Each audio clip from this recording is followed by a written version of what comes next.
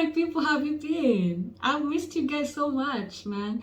I can't even believe that's the second half of the year, and so much has been going on. Some really nice things, some really interesting things, some great wins, and also some things that are not so nice. So I'm just here to update you on what's been going on my end. I hope that you guys have been good and that you've been winning and you're happy, and that despite everything that's going on, that you're in good health and positive. So let's start with the wins.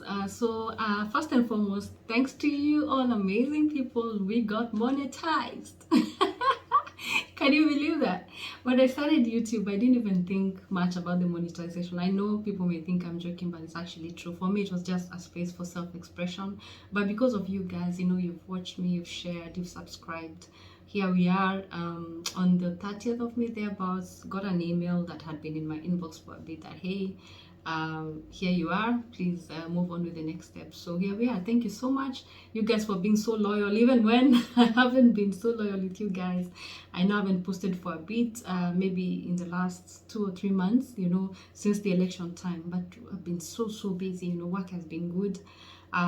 Quite a lot of good things have happened, and I just want to encourage everybody here that's watching that despite what's going on in the world and everyone is saying that everywhere is hard, you will prosper. You know, just keep doing what you need to do, just do your best, and your efforts will bear fruit for sure. For me, I believe that wherever I'm planted, I thrive. Whatever I touch turns to gold, you know. And so that's the spirit that I have, regardless of the dollar behaving as it wants to behave, and prices going up, and opportunities not being there for everybody. I just want to encourage you that just keep the faith and keep your positive attitude, and things will pan off for sure, because this has been a really busy first half of the year. You know, we've had a lot of work. We've had great wins, so I'm really happy about that. So when did I last speak with you? You know, during the elections time, that period, you know how it went. His Excellency Bola Tinubu emerged the winner, and just a few days ago he was inaugurated. I think it was last week Monday. So here we are. There's a new dispensation, and we hope that it favors the Nigerians, but it has come with heavy things like they've actually are scrapping off the subsidies in fuel, and that's a topic for another day. I'm going to get deep into the thick of things, because I realize people don't quite understand the implication of what that means, but I think I'll do a video on it, because that's also my area of work in sustainability. I'm going to talk about that. So yes, so there was a lot of apprehension, but here we are. Things are still a bit crazy. The dollar is up and down wherever, you know, but they've said it will stabilize at 465. So here we are. When I first moved to Nigeria, the dollar was at 350.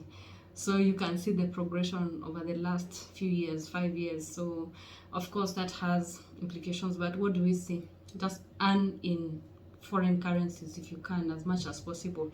So if the euro favors you, if the pound favors you, if the dollar favors you, because you don't need to be keeping on buying the dollars. So what you need to do is make sure that whatever you're earning, try and have at least one line of income that gives you foreign exchange, so you're not having to spend so much of your local currency to buy the dollar and vice versa, if you know. So whoever can, and there are always ways to do it. Just look for ways, and that's what I'm saying. Keep a positive attitude and look for opportunities, as long as they are legal. Don't go and do illegal business. You know, the opportunities out there. Just think globally and think of opportunities to come.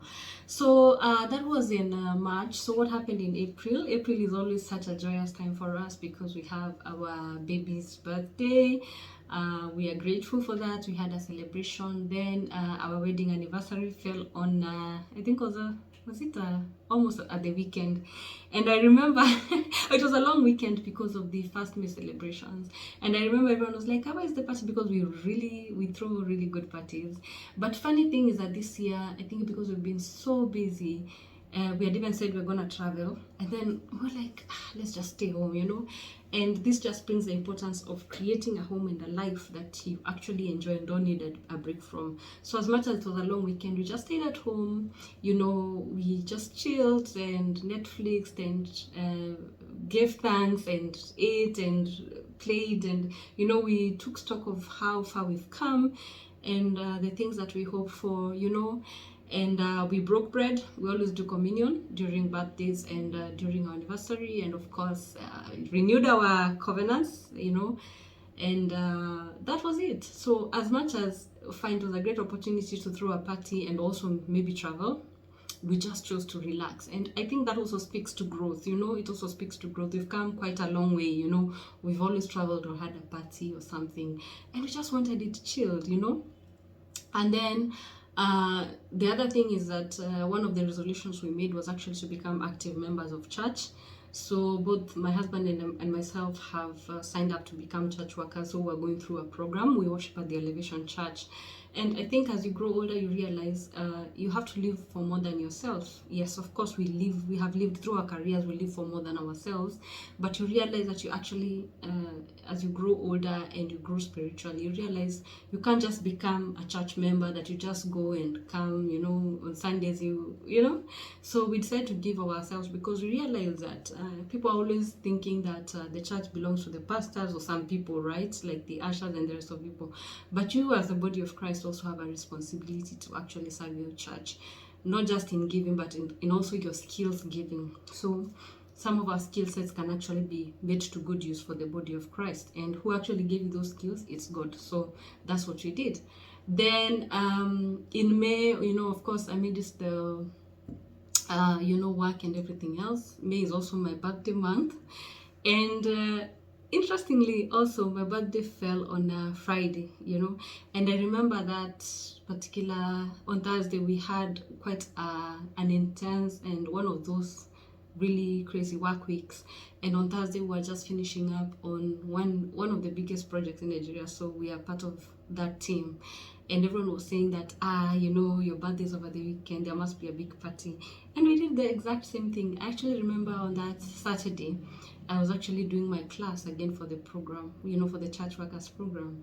And after that, you know, we just went and bought cake, you know, and a number of things, and we chilled at home. So I think with growth also you become more chilled, you know, you just become more relaxed. So I'll just speak to the younger ones that are here. I know you always think that when you grow older and, you know, you probably have more, you know, you're in your own space, you have freedom, you have a bit of money that you're making, that's when you'll wild out. I think with maturity just comes stillness, you know. And one of the things that I had, one of my resolutions for the year was actually to become more still, you know, just become more still, become more relaxed, and be very intentional with your time, with my time actually, and the things that I do. So it was quite interesting that when you have a chance to do so much, you know, when you're in your 20s or when you're younger, like, okay, when I grow up and I have my space, I will do it. No. It was quite a relaxed time. So at the same time, and the saddest thing that has happened is that I lost my grandmom. So my grandma was 127 years old. So yeah, I know some of you will say, oh yeah, but you know, she's gonna die, she can't live forever. I get you. Nobody's ever prepared for death. Even when you know it's coming, it doesn't, you know. And it was really, really sad because, you know, we were very close, you know. In our naming system, I'm named after her. The Kikuyu culture is such that, you know, you name after your relative. So I'm named after her. And I think I am the oldest that is named after her. So we're very, very, very close. And we really bonded over a lot of things. For example, the travels, you know, I'm widely traveled, and I remember every time I traveled, I would take like the blankets from the airplane because of her, and I would take them to her. I would pile up whatever over the years, whatever I have, and give to her, and she would put them next to her bed because, of course, as she grew older, she was more bedridden and she'd spend a lot of time in her room and in her bed. And when people came to see her, she'd always tell stories of how she has traveled to this country, she has traveled to this place, and she'd show them the blankets from the airplane, and she'd be like that through me, she has done the things that she was not able to do. So I remember even so when she passed on, I mean, of course, I was in Nigeria and I did a video call because she passed on in her sleep, and we thank God for that because she passed on very peacefully. And I could see on her bed that she still had, you know, those blankets, you know, those shawls, yeah. And it really gave me encouragement, and I said that it's like she passed on and I was next to her. You get what I'm saying?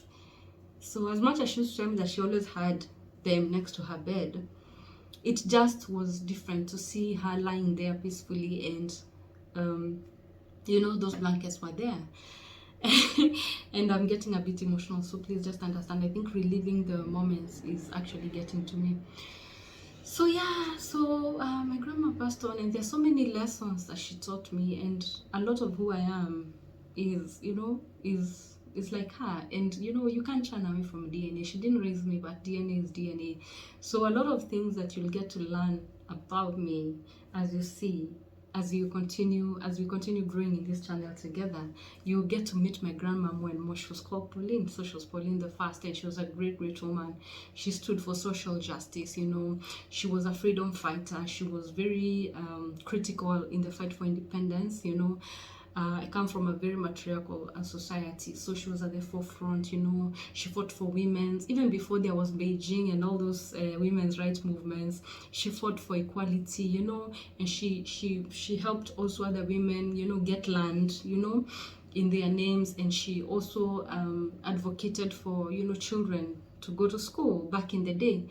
And that's why at least my mom was able to get a chance. And I mean, my mom was in a male-dominated career.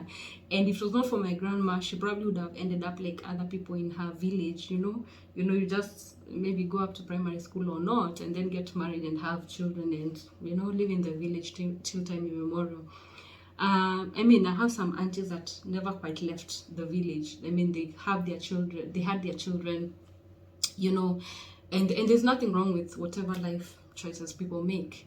And so we've seen that their children and their children's children are still in the village. But, you know, education changed it, you know, for my mom, you know, and that means for me too, because I'll not be where I am. So my grandmother did well, my mom did better, I am doing great, my children will do greater, my great-grandchildren will be greater than great and will dominate the world. So if it was not for her and her resolve as a woman to actually say that we should go to school, of course my grandfather was there and was very supportive of her in everything that she did. It doesn't mean that because she was a strong woman. She had a very loving relationship with my grandfather, by the way, and he was also a very strong person, but they were able to put their heads together, and that changed the trajectory of, you know, of our lives.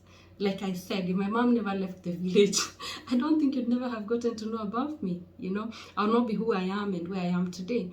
So that's why I'm saying, as much as life is seemingly hard, you need to do better, not just for yourself, you know. Think of bigger things that are bigger than you. Think of your children, and if you can't think of your children, think of your children's children.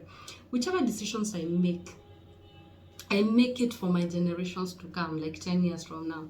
So I'm really mindful, I'm really grateful that she was mindful of us, and even in the decisions that she made, you know, in regarding, you know, my mom, and you know how my mom ended up. So there's so many lessons that I learned from her, you know, when she said, yeah, I know you're strong, you know, by design and all that, but family is important, education is extremely important. She always pushed me, hey, are you going to school, are you doing this, okay?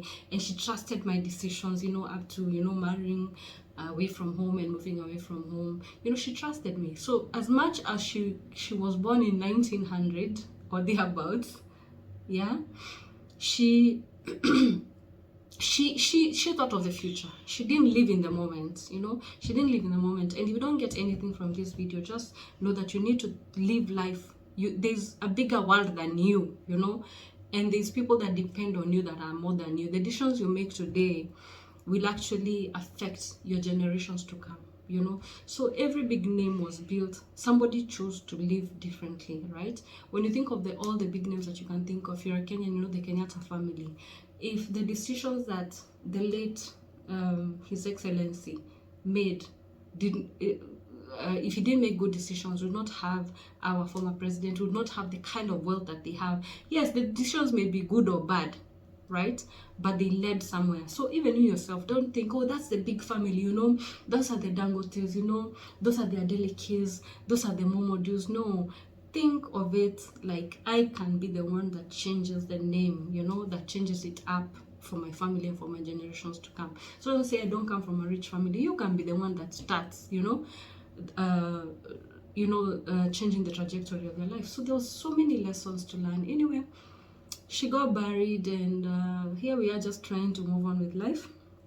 And yeah, a lot has happened. I know I didn't get into it. I can't talk much about my work because I signed a lot of NDAs, you know, work with Yeah, so I can't talk much about my work. I can get into it, and with time I'm going to introduce a space where I talk about work in a way that it can help you that is watching me without disclosing the intimates of our clients, because the kind of work, when you're doing sustainability, you get into the bubbles of every organization. Like, you have to know end to beginning and all those things. So I can't really talk the, oh, this is my client, that's the client, no, or this is what they do, unless it's something that there are parameters to it.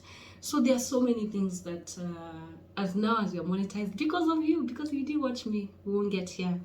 I'm just thinking of ways to give back to you, you know. And I know when things cash giveaways, problems will never finish, and they can't sort out all your problems, you know.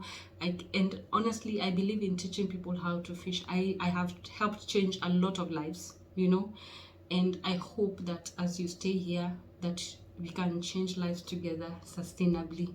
So thank you so much for everything. I really appreciate you, and I pray that as we begin this second half of the year, that you will finish strong. We still have such a long way to go, and I have so much faith in you. Thank you so very. Don't forget to subscribe, to share, comment, and to like. Bye bye.